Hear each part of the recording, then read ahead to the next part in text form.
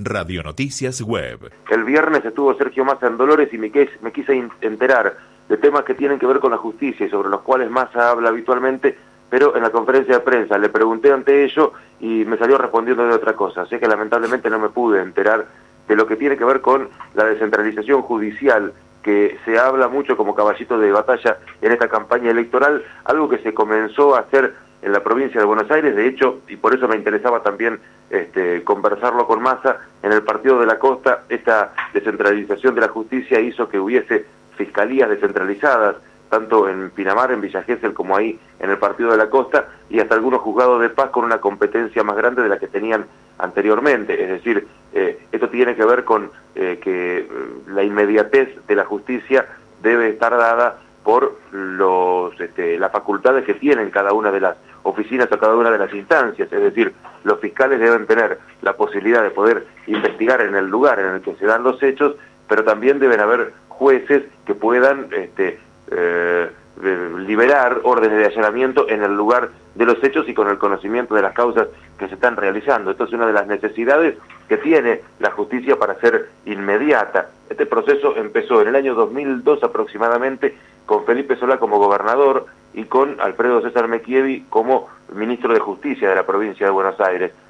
Como Solá está junto a Massa en estos momentos realizando campaña en la provincia y forma parte de su mismo espacio, intenté preguntarles sobre esto que tenía que ver con la descentralización de la justicia y si esto venía a cuento de aquel proceso que se había iniciado en esa etapa de Solá gobernador y Mechievi ministro de Justicia. Bueno, lamentablemente no me respondieron. Se fueron por las ramas, terminaron hablando de otros temas y como era conferencia de prensa y en la conferencia de prensa no hay mucho tiempo para la repregunta, me quedé con las ganas de saber cómo era esto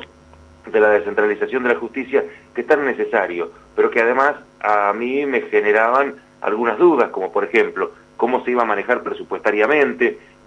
cuál era el criterio de descentralizar, cuáles eran las dependencias judiciales que iban a estar ocupando lugares en los distintos municipios, quiénes iban a ser o cómo iban a ser designados quienes se hagan cargo de cada uno de los lugares. Bueno, muchas dudas que esto genera, especialmente en el tono presupuestario, porque si tenemos en cuenta que hay juzgados que todavía no tienen la composición correcta de los 3 jueces, porque el concurso se ha realizado, pero todavía no están los nombramientos, y se dice muchas veces que esto es falta de presupuesto, o también ocurre en algunas defensorías o en algunas fiscalías, donde hay subrogantes y no hay fiscales o defensores titulares, porque dicen también que se dan los exámenes, que están todos aprobados, pero que no hay presupuesto y que todavía no se puede implementar. Bueno, me interesaba saber entonces cómo se podría llegar a implementar esto de descentralizar la justicia, más aún de lo que está descentralizada ahora en esta cuestión necesaria, porque, repetimos, hay fiscales en los lugares, pero todavía no hay defensores, no hay jueces, no hay juzgados. Bueno, todo un tema que hoy día debe importar y mucho para poder impartir justicia de la mejor manera.